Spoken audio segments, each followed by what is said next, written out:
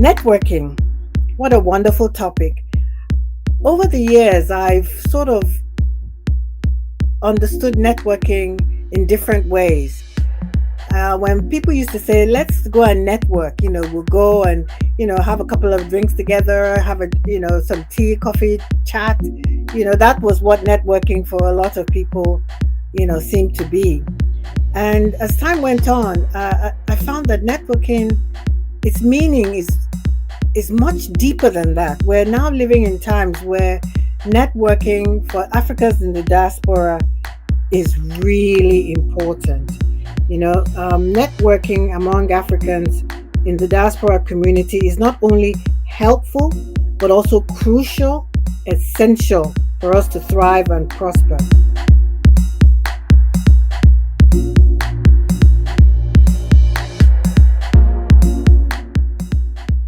By overcoming challenges, fostering meaningful connections, and prioritizing collaboration, Africans in the diaspora can harness the power of networking to build a brighter future for themselves and for our future generations. Our precious children, we need to network with one another to lift each other up.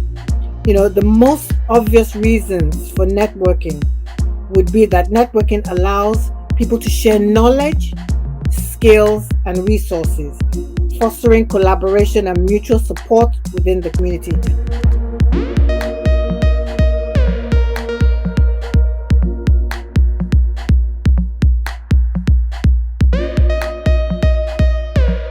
This storytelling series is actually part of a research that I've done here in northern Italy, where I live. So coming here in the August of 2004, and after a while, I was, I'll be a curious person. I was trying to look around about the stories of my people, the Africans that are living in this part of the world. What are their experiences? I just wanted to know. For me, I wanted to understand what is their story, but I didn't really find much that I could grab around, apart from maybe some story that were being told by the missionary. And I didn't really find myself that much in those stories. Maybe because I'm coming from Nigeria, and this missionary, they are maybe talking about the other experiences in other parts of the world that they have known, maybe in Africa and all of that. But I was always sort of very rebel on that, because the images presented didn't really reflect me that much. So if that even made me to write my first book here in Italy. So those were some of the things I was looking for. I didn't see them at the time. So I just said, well, if I cannot find them, then I have to do them. So I just picked my small camera at the time. I just went around and started talking to people. I just stand the camera in front of them and I just asked them question. Tell me, why are you here? So I would just record the entire episode, the entire conversation. Then I move to the next one. Do you know somebody that I'll be here too? Then they will tell me, I know some other persons who was here at the time. Okay, they will be referring back to like maybe 20 years or 30 years before them. Then, do you know how I can find this person? Then maybe a number will pop up somewhere. Then I just call the individual. Hey, I'm doing a story about the presence of Africans in Verona. So you'll be here. Can I talk to you? Yes. They are always very happy to participate. I don't know if you have ever done a research before. You are talking to people and the story have to do with them. In most of the cases, they are happy to participate. Of course, even me too. There will be a number of occasions that maybe some students that are doing research about Africans here, they have contacted me, they want to interview me. I'm always available. I'm happy to participate, because I think it is important, because we are talking about ourselves, our experiences. It is when we air what we have in our mind that somebody can know what we have in our mind. So it was really very encouraging for me, see these different people talking to me about their experiences. That have really allowed me to learn a lot, because from that experiences, I did a documentary that I screened here in the city that I live in. Then I've also written 2 books from that experience. And those are really important things for me. But of course, I know that it's also important for other people that are going to be here after now, because we are documenting our experiences. Now, let me say something to you so that you might sort of understand the dimension I'm talking about, so that you might understand the importance of what we are talking about here by our story. You see, there is a guy I've interviewed a number of times here in Obehi podcast. So someday somebody told me that this guy had just been shot and is dead. That is in South Africa.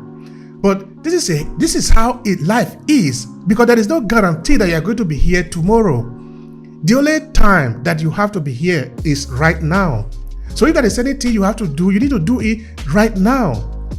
Because imagine I have never interviewed that person, that individual. His story still will go like that.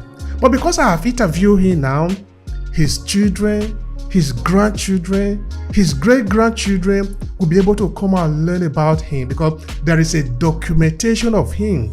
He as a human being sitting and talking. Now, I want you to pay attention.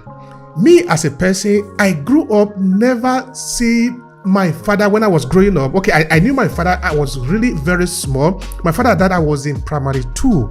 So you can imagine what that means. So as I have grown up now, many times I've asked, I don't have even good pictures of my father. I have never, since the age of my adolescent till where I am today, I'm 45 years old. If somebody can give me a video of my father talking, I will pay any amount of money to have it. I don't even care what my father is saying in the video. I just want to see that is my father talking. I want to picture him again. I want to hear the sound of his voice. But it's not there. I cannot see that. Now, my son, as my son is growing up, I would have been very happy to show him the picture and the videos of my father. But those are not available. So I want us to understand that what we are talking about here are actually practical things. Hello and thank you for checking out this video. I'm Obehi Ewanfoh, the host of the African Diaspora Storytelling Series. Every 2 weeks we meet up on LinkedIn to talk about different ways we can leverage the power of storytelling as people of African descent. Now this is it. We are uniting the millions of Africans in the diaspora through the power of our story. It does sound like what you are interested in. Make sure to subscribe to this channel and share this video with your friends who might need it. Now back to today's conversation. Being able to connect our root, being able to talk about ourselves, our essence, who are we, what experiences have we made in life. Those experiences are not yours alone, because you are part of a larger reality. If you could share that story with other people, you are happy that people too. So this is sort of the basis of where we are coming from, telling the story of the African diaspora. And of course, today we are talking about something that I also consider very important. When we also see to that we're talking about networking. What is the role of networking among African diaspora? Because that is something that I have found. Of course, we have time to talk about it. In that sometimes we believe that it is me and me alone. No, it is not true. It is not you and you alone. This journey, your life, what you are doing, your business, your story, whatever it is that you are involved in, at least from the African philosophy, you are a group of a larger entity bigger than you. So life is not just for you alone. Well, I could only go on and speak on that for a long time because we are here. So I want to thank Sister Gloria for joining us in this conversation. Also because this is something that is important for her because of what she does. So yeah, we are here just now. Other people are going to join us in the conversation. Sister Gloria, please share with the people, who are you and what is your take on the conversation? The role of networking for African diaspora. Thank you, Brother Obehi, and greetings everybody. Alafia. My name is Gloria Tinu Ogumbadejo. I'm a Nigerian from the Yoruba culture. I'm an ordained minister, a psychotherapist, a writer, a certified ancestral lineage healing practitioner. I support African women ministers who like to add spirituality to their ministry and others in the diaspora to make cultural reconnections, emotional, psychological, intergenerational healing, strengthening their identity, bringing harmony and balance to their lives through ancestral healing and reclaiming our traditions, looking back to our elders and our ancestors to gain wisdom, direction, instruction, protection in these challenging, tender times that we're living. So, networking, what a wonderful topic. Over the years, I've sort of understood networking in different ways. when people used to say, let's go and network, we'll go and, have a couple of drinks together, have some tea, coffee, chat, that was what networking for a lot of people, seemed to be.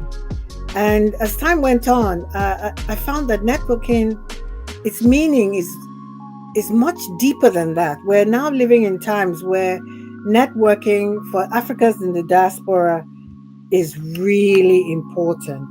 Networking among Africans in the diaspora community is not only helpful, but also crucial, essential for us to thrive and prosper. By overcoming challenges, fostering meaningful connections, and prioritizing collaboration, Africans in the diaspora can harness the power of networking to build a brighter future for themselves and for our future generations. Our precious children, we need to network with one another to lift each other up. The most obvious reasons for networking would be that networking allows people to share knowledge, skills, and resources, fostering collaboration and mutual support within the community. Collaboration is so important. I was just talking to my brother earlier on, Brother Obehi, how, this divide and rule thing has been around for a long time. We're still suffering from the impact of colonization and how we've been taught to be suspicious of one another, to envy one another, to, anything to keep us apart from one another. But those times are changing, because we are being drawn to one another. These wonderful spaces that are being created, like what we're here now doing, there's that sense of, these are my people. These are people I want to succeed, because if they succeed, I succeed. I'm here because you are here. You are here because I'm here. So networking plays a great part in this process. Networking facilitates access to professional career opportunities. It creates a platform for social support and advocacy on issues affecting us in the diaspora.